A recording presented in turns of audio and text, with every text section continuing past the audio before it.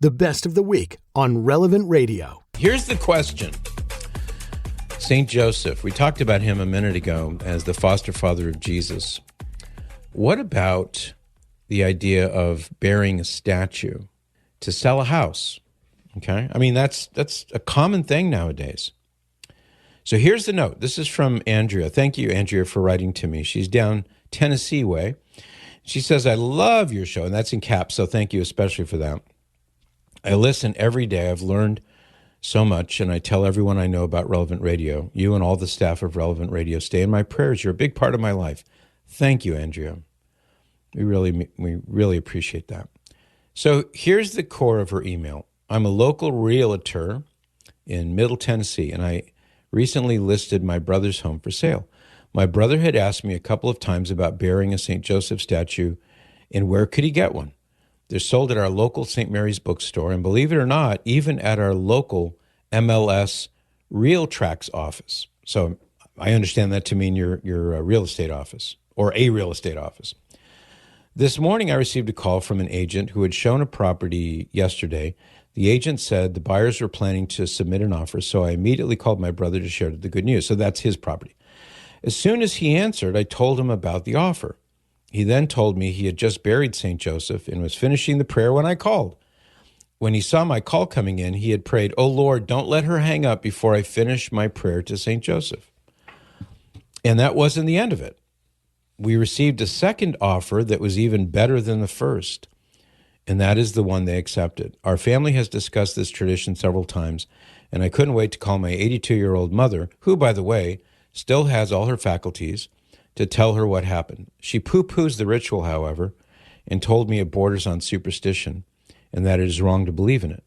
I don't believe the statue itself is magical, but I truly believe in the power of prayer and that St. Joseph interceded for us. Whether the offers were miraculous or providential, the timing was remarkable. Not one offer, but two. I would love to hear your thoughts on the St. Joseph tradition and where the lines between sincere devotion and superstition are. And that's from Andrea. Thank you, Andrea. I appreciate it. I haven't talked about this topic in some time, maybe quite some time. So I will say the following. Number one, in the Catholic Church, there is, of course, a long-standing pious custom, and it's a good one, of things like burying a miraculous medal. The miraculous medal did not appear on the scene until the middle part of the 19th century, so it hasn't been with us very long. But that's something that I'm thinking about, let's say a diocese wanting to buy a certain tract of land where it can build a new parish church and the owner doesn't want to sell it. Well, maybe bless it with holy water. Drive by someday and nobody's around and you bless it with holy water. The priest or the bishop might do that. Burying a miraculous medal. I've seen miracles take place. I shouldn't say I've seen them, but I've certainly heard of bona fide miracles take place where suddenly the sale goes through. Blessed salt, for example. So the idea, the pious custom and the idea of having these kinds of these sacramentals present is not untoward. It's not superstitious. It's part of the, you might say, the economy of these sacramentals. Sacramentals are not sacraments. They don't give grace, but they nudge us in the direction of their external graces, in other words. And these external graces that God sends nudge you in the right direction if you're willing to be nudged. So the Holy Bible is a sacramental, rosary beads, blessed candles, making the sign of the cross, sacred images are sacramentals, genuflecting is a sacramental, and so on. So these are good and appropriate and holy for God's people to make use of. So that leads me now to the question, well, what about this particular practice of burying a St. Joseph statue?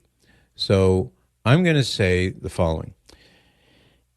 It can be a benign practice, and I certainly can't argue with the people who have told me many times to bury a St. Joseph statue and that it really works for them. Your example is the most recent one, but I've heard many times over that people swear by this and they do it. Okay, fair enough. I'm not here to argue with the results. And sometimes the results are seemingly miraculous. But I personally am wary of this because it has become, for most people, by virtue of the fact that, as you said, it's these kits with the St. Joseph statue and the prayer are now sold in secular venues like this real estate MLS office. I've seen them. I mean, I've been in Catholic bookstores and you see the little packaged St. Joseph and the prayers and here's how to sell your house and all that. To me, that definitely smacks of superstition because for most people, they're approaching it in a superstitious way. They're not approaching it with devout faith in the Lord. They just want to sell a house. And if this funny, weird little trick, this one weird trick will sell the house for them, then they'll do it. They'll spend the $20. I don't know how much those things cost, but somebody's making money on it. And I'm going to tell you my story now. I have a St. Joseph statue story. I'm going to tell you now what happened to Nancy and me, and then you can draw your own conclusion. So we owned a home. It was the first home we ever bought, but we outgrew it because we had a ton of kids. So it's a little 1,165 square foot ranch-style house. It was perfect for us when we bought it in early 1985, Southern California. And it was great for a while, but we had 3 children.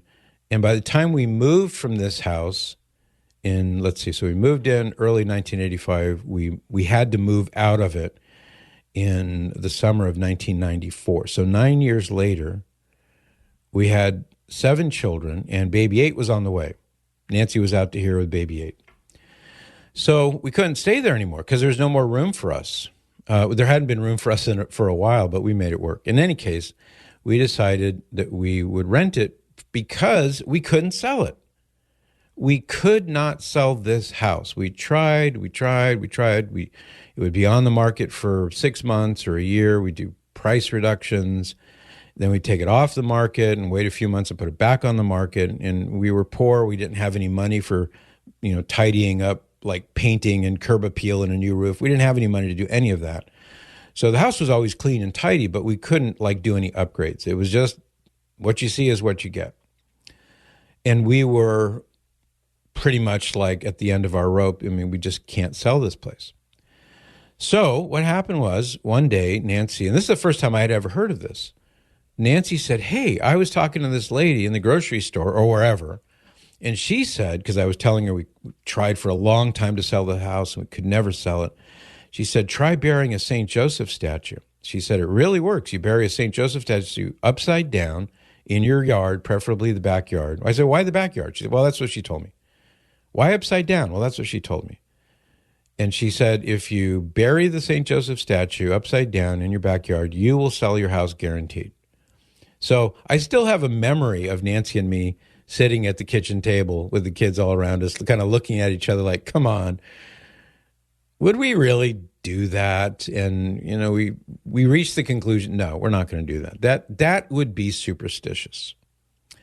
So we thought, well, nothing else has worked, so let's make a novena to St. Joseph. And we started a novena that very day. And we didn't really think much of it because we had just gotten so used to the disappointment of rarely getting a nibble, no bites, but we'd get a nibble here or there, and it would always fall through. Might be interested. We never had gotten really any offers or anything. So we said, no, we're not going to bury a statue of St. Joseph. We're not going to put him upside down or anything like that. We're just going to ask St. Joseph to pray for us and help us.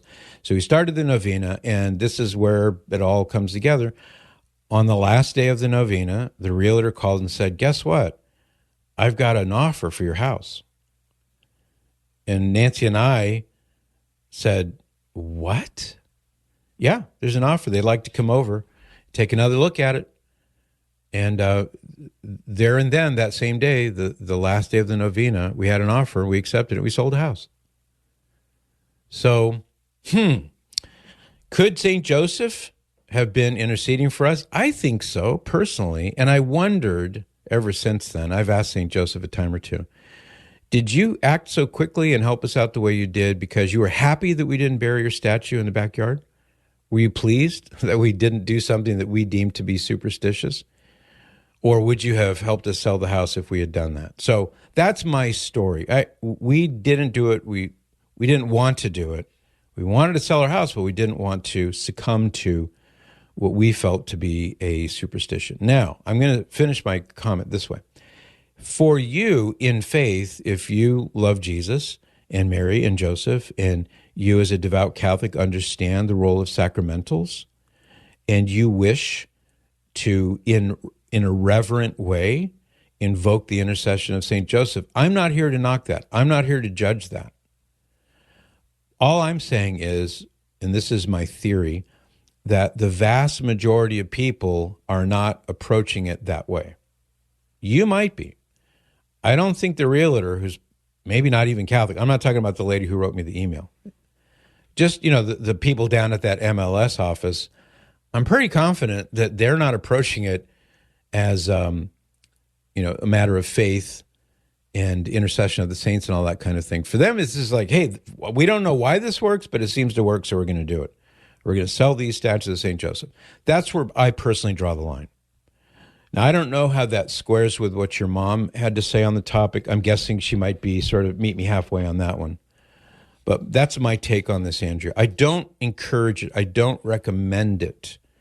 What I recommend would be better than bearing a St. Joseph statue upside down or sideways or whatever, would be to start a novena to St. Joseph and say, hey, the Madrids tried this and you helped them out. Can you help us out? I bet you St. Joseph will say, oh, yeah, of course I can.